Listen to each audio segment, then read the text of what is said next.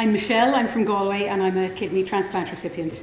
And after hearing Naomi's story, I hope I get through this okay. Life with kidney disease can feel like a never-ending roller coaster. My roller coaster ride began in late 2000, when I was diagnosed with septicemia after an otherwise minor kidney infection. I was then diagnosed with a genetic condition known as polycystic kidney disease, or PKD. Back then, I had 100% kidney function, so after a few months, my life just returned to normal. At the time, my positive mindset, or more likely my ignorance, saw my diagnosis as little more than a future inconvenience. I had no real idea how tough kidney failure would be, or how dialysis would turn my life upside down. Instead, I lived my life to the fullest, and in my 20s, I qualified as a solicitor and I travelled the world. But by 34, my kidney function had started to decline, which is typical for people with my variant of PKD. At this stage, I was living in Dublin and I was married to Owen. We were financially comfortable and I was happy in my career. Sadly though, much of our 30s were taken up trying for a baby. This is when my diagnosis became more than just an inconvenience. Treatments were preceded by nephrology check-ins, tests, and in a couple of cases, cancelled procedures. After 6 long years, though, we were blessed with a healthy son, Dylan, who's our world, and without doubt has got us through some of the toughest times with his infectious laugh and his lust for life.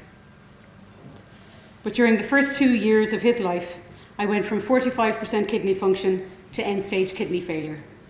I was weak, dizzy, and fatigued, and life with a 2-year-old was tough. To add to the challenges, COVID-19 hit, and we went into complete isolation until we were both fully vaccinated. Owen took voluntary redundancy to be a stay-at-home dad for a year, and by December 2020, I was on peritoneal dialysis at home, 8 hours a night, 7 nights a week. It was also around this time that I was accepted onto the kidney transplant list, a high on the roller coaster ride. But then a crushing blow. My tests revealed that my high tissue antibody count, coupled with my combination of tissue and blood type, would make finding a compatible donor very difficult. It was no surprise then that of the many wonderful friends and family members who went forward to be tested to donate a kidney to me and were deemed healthy enough to do so, none were a match. This was undoubtedly the toughest time.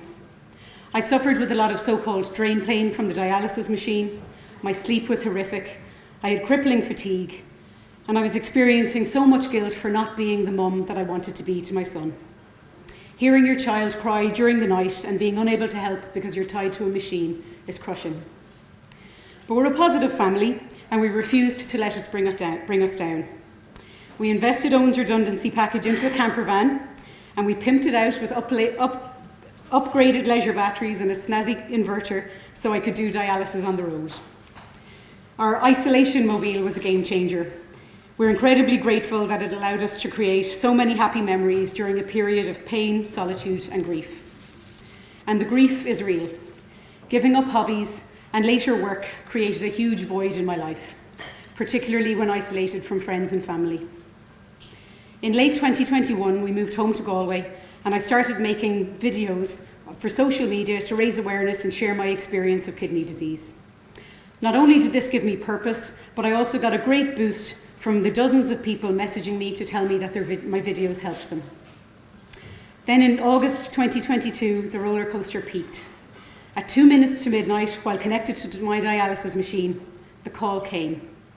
I was convinced the 087 number was a scam call, but on the transplant list, you always answer. So when a human voice said my name, I froze. The next 30 minutes were frantic and surreal. They had a kidney.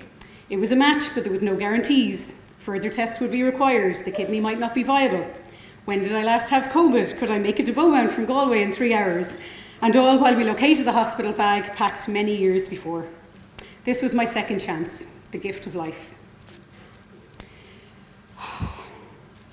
But en route to Beaumont,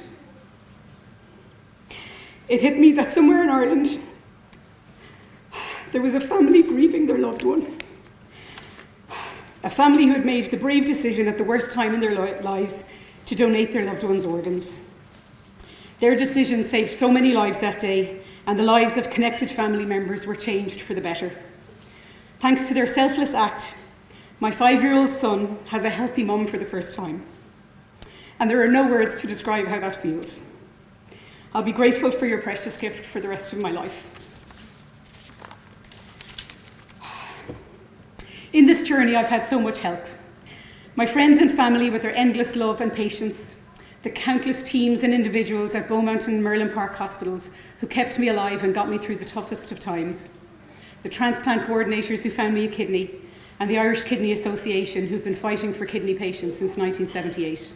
Thank you all so much. And a special thanks to the people in my life who stepped up to be tested for donation. It's incredibly humbling, and I'll never be able to express what it meant to me.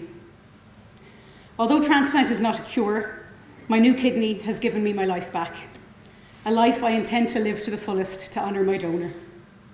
I value every victory, from simply getting out of bed to take my son to Montessori, to celebrating a new lease of life with a dream holiday to Disneyland in Paris, where incidentally I took great pleasure in having the strength to ride actual roller coasters.